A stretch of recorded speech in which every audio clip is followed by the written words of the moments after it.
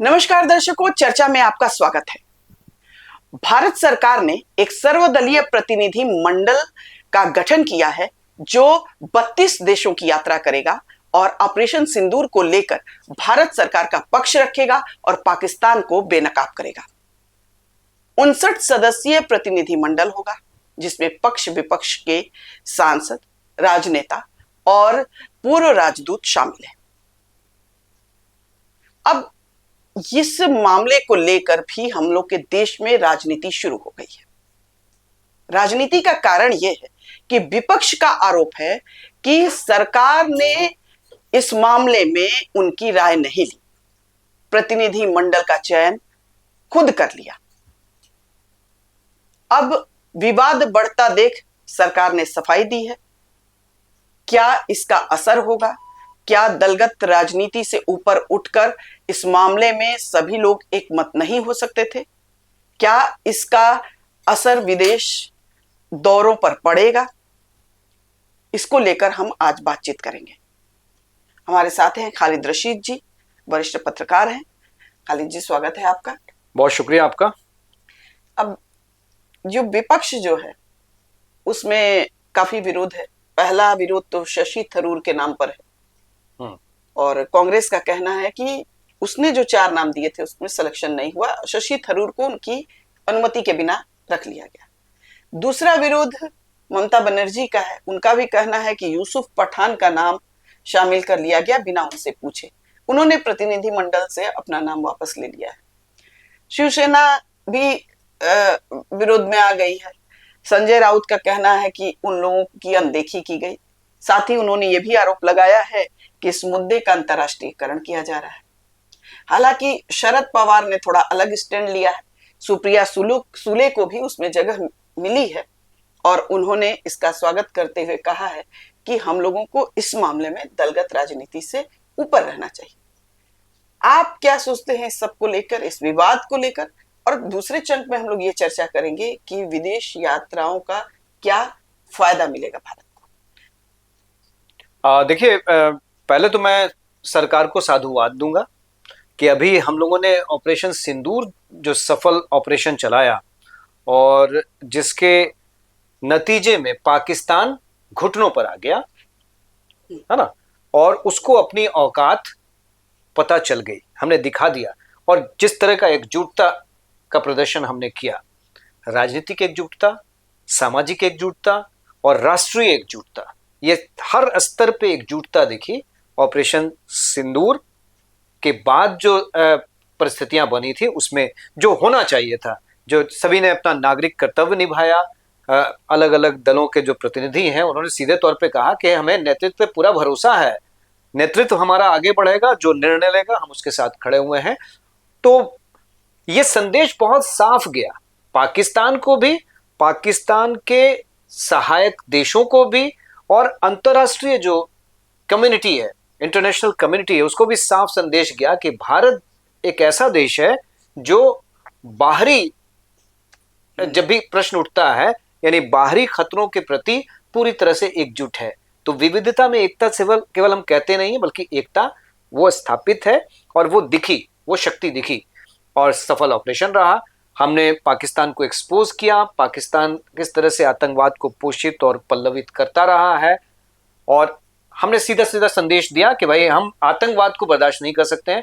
और अब तो ये बात यहां तक आ गई कि न्यूक्लियर ब्लैकमेल करने की जो कोशिश पाकिस्तान की तरफ से की जाती रही है दशकों से, तो उसको भी हम अब बर्दाश्त नहीं करेंगे। आतंकी घटनाएं अगर यहां पे बंद नहीं हुई तो ऑपरेशन सिंदूर स्थगित किया गया है, आगे नहीं बढ़ा। हाँ। अब डेलीगेशन की हम लोग अगर बात करें तो डेलीगेशन भेजना ये बहुत साधुवाद का कदम है कि पाकिस्तान की अब तक नीति क्या रही है।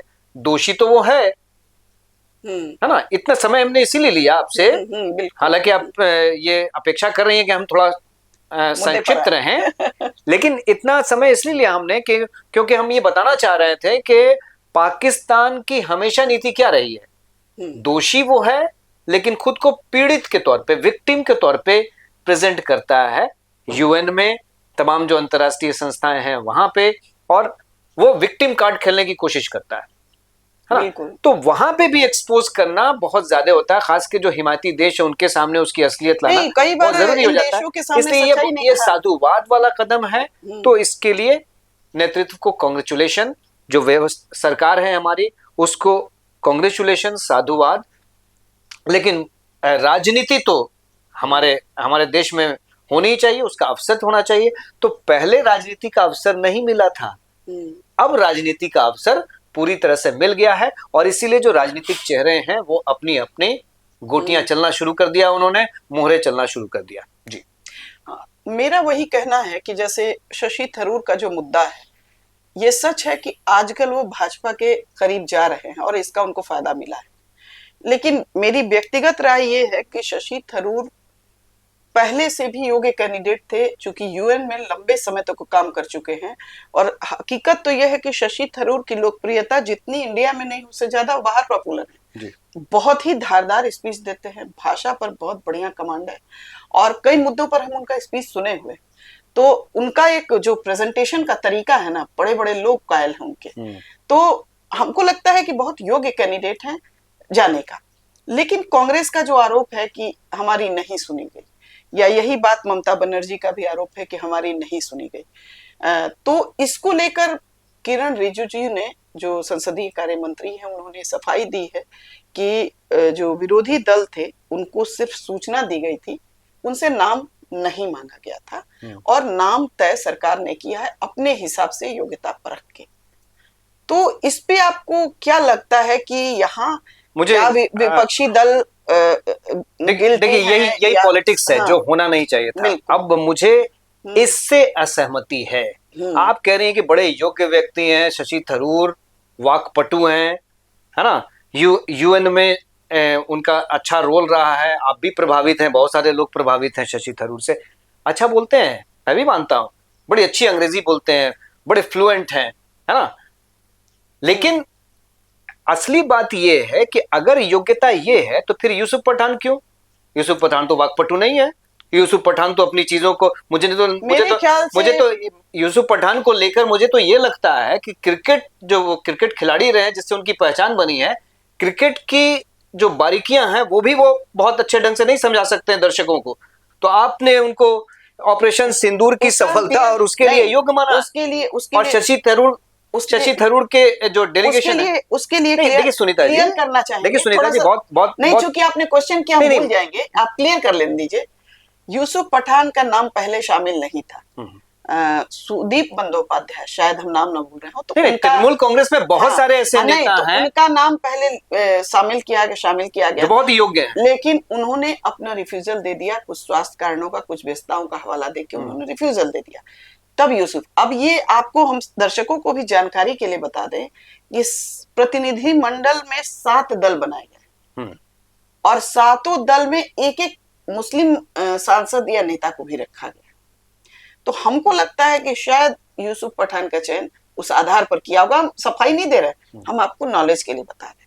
अब आगे आप ऐसे आपको ये जानकारी होगी कि तृणमूल कांग्रेस में एक ही मुस्लिम सांसद नहीं है भाई। तो यूसुफ पठान से आपको क्या आपत्ति है? मुझे आपत्ति इसलिए है क्योंकि आप जिस कारण से उनको सिलेक्ट कर रहे हैं, और जिस कारण से आप कांग्रेस की आपत्ति को दरकिनार कर रही हैं, आप कह रहे हैं कि शशि थरूर बड़े योग्य हैं, वाकपटु हैं, वे विदेश मामलों के जानकार हैं, इसलिए वो उसके लिए डिजर्व करते हैं, उनको चुनना ही चाहिए। एक बात मैंने मान लिया, लेकिन बाकी लोगों का सिलेक्शन, आप कह रहे हैं किरण रिजिजू जी जो बोल रहे हैं वही सत्य है। जयराम रमेश ने जो बोला, भाई जयराम रमेश ने एक अच्छे लीडर हैं, कांग्रेस के एक अच्छे लीडर हैं। देखिए पार्टी पॉलिटिक्स की बात नहीं करना चाहिए, लेकिन तथ्यों के साथ चीजों को देखना चाहिए। जयराम रमेश अच्छे नेता हैं, मानती हैं आप? बिल्कुल, है ना। वो तो इधर उधर की बातें नहीं करते हैं। एक जिम्मेदारी के साथ उन्होंने ये कहा कि हमसे नाम मांगा गया था, हमने 4 नाम दिए, उसमें शशि थरूर का नाम नहीं था। ये ऑफिशियल लाइन है कांग्रेस की। अब ये देखिए, अब इसमें क्या है कि सारे विपक्षी दल कह रहे हैं कि नाम नहीं मांगा गया। अब आप जयराम रमेश की बात मानेंगे, किरण रिजिजू की बात मानेंगे, ममता बनर्जी की बात मानेंगे, मैं तो सिर्फ देखिए शशि थरूर की बात अगर हम कर रहे हैं, शशि थरूर की बात अगर हम कर रहे हैं, तो जयराम रमेश जो ऑफिशियल लाइन रख रहे हैं, हाँ, आधिकारिक लाइन रख रहे हैं कांग्रेस की, तो उन पर तो आपको विश्वास करना होगा ना। मेरा कि हमने 4 नाम दिए, लेकिन हाँ, शशि थरूर का नाम 4 नहीं नाम था। कांग्रेस ने दिया था, जिसमें से एक आनंद आनंद शर्मा भी थे, लिया गया है, उनको लिया गया। गौरव गोगोई भी है। हाँ, अब उसमें जाएंगे हम लोग डीप में, तो बहुत सारे लिंक्स खुल के आ रहे हैं। जैसे गौरव गोगोई पर क्या आरोप है, कुछ जो लोग हैं जो कंट्रोवर्शियल हैं, जिन पे कुछ आरोप है, जिसके चलते उनको नहीं लिया गया। लेकिन एक बात हम आपको बता रहे हैं, उस पर नहीं जा रहे हैं। हमारा सिर्फ ये कहना है कि यदि आप सरकार चला रहे हैं, आप गवर्नमेंट में हैं, तो प्रतिनिधि मंडल में कौन जाएगा ये सरकार तय करने का राइट है ना। विपक्षी दल थोड़ा तय करेंगे कि प्रतिनिधि मंडल में कौन, सरकार भेज रही है ना। ये सर्वदलीय, एक तो मैं आपको करेक्शन करना चाहूंगा कि ये सर्वदलीय नहीं है। हाँ, ठीक है, ये बहुदलीय है। हाँ, यानी कई दलों के प्रतिनिधि इसमें चुने गए हैं। बिल्कुल, ये सर्वदलीय नहीं है, तो सारे दलों को बुलाने का तो कोई सवाल ही नहीं है, ये अलग बात है। अब अगर प्रमुख दल जो है ना, सारे दलों में अब जैसे 59 सदस्य हैं इसमें, उसमें राजनयिक भी हैं, 8 राजनयिक शामिल किए गए हैं जो जानकार हैं, विदेश मामलों के जानकार हैं, इन परिस्थितियों को अच्छे ढंग से एक्सप्लेन कर सकते हैं। तो उनको तो इसी असिस्ट करने के लिए, सांसदों को असिस्ट करने के लिए रखा गया, उस टीम में, उस टीम में रखा गया है। तो ये जो लीडिंग सांसद हैं, हर डेलीगेशन को एक जो सांसद लीड कर रहे हैं, रविशंकर प्रसाद एक समूह को लीड कर रहे हैं, संजय झा एक डेलीगेशन को लीड कर रहे हैं, सुप्रिया सुले एक डेलीगेशन को लीड कर रही हैं, है ना। तो ये जो ग्रुप्स बनाए गए हैं, उसमें सभी ग्रुप्स में राजनयिकों को भी रखा गया, डिप्लोमेट्स को भी रखा गया, है ना, जो अच्छी विषय के बहुत बड़े विशेषज्ञ हैं, जानकार हैं। उनसे बेहतर ढंग से तो मुझे लगता है कि और कोई रख नहीं सकता। लेकिन ये सबसे बड़ी जो, देखिए सुनीता जी, ये जो हम प्रिटेंड कर रहे हैं वर्ल्ड कम्युनिटी के सामने, हम ये डेलीगेशन क्यों भेज रहे हैं? हम डेलीगेशन इसलिए भेज रहे हैं ताकि हम दिखा सकें कि हमारे पाकिस्तान का जो रवैया है उसको लेकर हमारे यहाँ क्या सोच है, और सबकी एक सोच है, कोई डिफरेंस नहीं है, ठीक है ना। तो ये है, और ये जब पॉलिटिक्स शुरू हो जाती है, आप मौका देते हैं। नहीं, देखिए, ये विषयांतर नहीं है। नहीं, एक मिनट हम अपनी बात कह लें कि विषयांतर इसलिए है कि मौका देने का मतलब है कि सरकार को राइट है ना, वो भेज रही है, तो उसको राइट है अपना सिलेक्शन करने का। पहला नंबर, ये परिपाटी कोई अभी से भाजपा ने नहीं शुरू की है। 1988 में राजीव गांधी ने, 1994 में नरसिम्हा राव जी ने अटल बिहारी वाजपेयी का नाम प्रस्तावित किया विदेश में, यूएन में भेजने के लिए। उस समय भी इन लोगों ने स्वयं सिलेक्शन किया था, भाजपा से नाम नहीं मांगा था, क्योंकि उनको लगा कि ये योग्य है, ये सफिशिएंट है, ये जाके कर सकते हैं। देखिए, मैं इस विवाद को तुरंत समाप्त कर दूं। आपके पास कोई जवाब नहीं होगा सुनीता जी। अगर मैं सीधा सवाल आपसे ये कर दूं कि शशि थरूर इंपॉर्टेंट हैं आपके लिए, या विश्व कम्युनिटी के सामने अपनी राय रखना ये जरूरी है? तो अगर वो जरूरी है तो शशि थरूर को ड्रॉप कीजिए। बताइए कि शशि क्यों ड्रॉप करे भाई?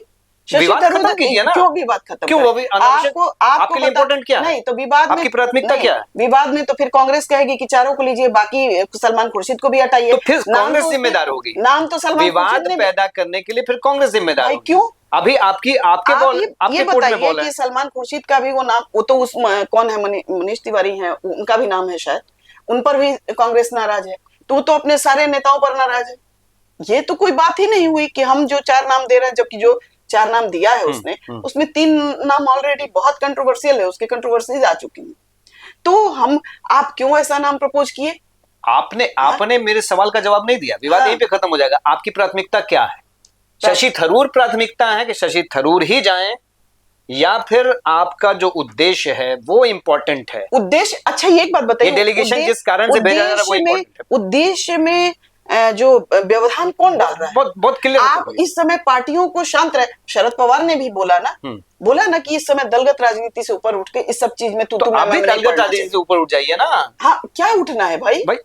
सरकार ने ये निर्णय लिया है, तो सरकार, अगर कांग्रेस को आपत्ति है एक नाम पे, है ना, कांग्रेस वो कह रही है नाम पे आपत्ति है, वो कह रही है मेरा चारों नाम जाना चाहिए। ये तो आपके हिसाब से ना भाई, वो तो बोली आपके हिसाब से ना। शशि थरूर से आपत्ति भी इन शब्दों में नहीं है।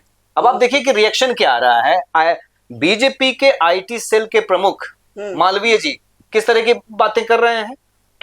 जाहिर सी बात है कि आपको इसका मतलब सीधे तौर पे ये है कि ऑपरेशन सिंदूर के दौरान और पाकिस्तान से जो तनाव से निपटने की जो बातें आई, जो स्थितियां बनी, उसमें सारे दल आपके साथ खड़े हो गए, हुजूर आप बढ़िए, हम आपके साथ हैं। तो आपको राजनीति करने का मौका नहीं मिल रहा था, इसलिए आपने राजनीति करने के लिए एक प्रश्न खड़ा कर दिया है, और इस राजनीति को तो आप तुरंत समाप्त कर सकते हैं ना, आपके हाथ में है। वो नहीं होगा समाप्त। आप प्राथमिकता बताइए नहीं, और ये राजनीति, इस पे निर्णय लीजिए। ये देखिए, लोग सब समझते हैं। विदेश के मामलों में हमको लगता है ये राइट सरकार का है, इसमें राजनीति मैं बहुत बेबाकी से बयान देता हूँ। मैंने देखिए प्रशंसा किया, यहाँ बेबाकी से आप बयान प्रशंसा की, लेकिन जहाँ कि ये प्रशंसनीय कदम है, ये बहुत बड़ी डिप्लोमेसी है। ये क्या बताइए, ये कोई लेकिन आप एक ओछी राजनीति कर रहे हैं यहाँ पे। ये मिठाई है कि तुम भी खा लो, तुम भी खा लो, तुम भी खा लो।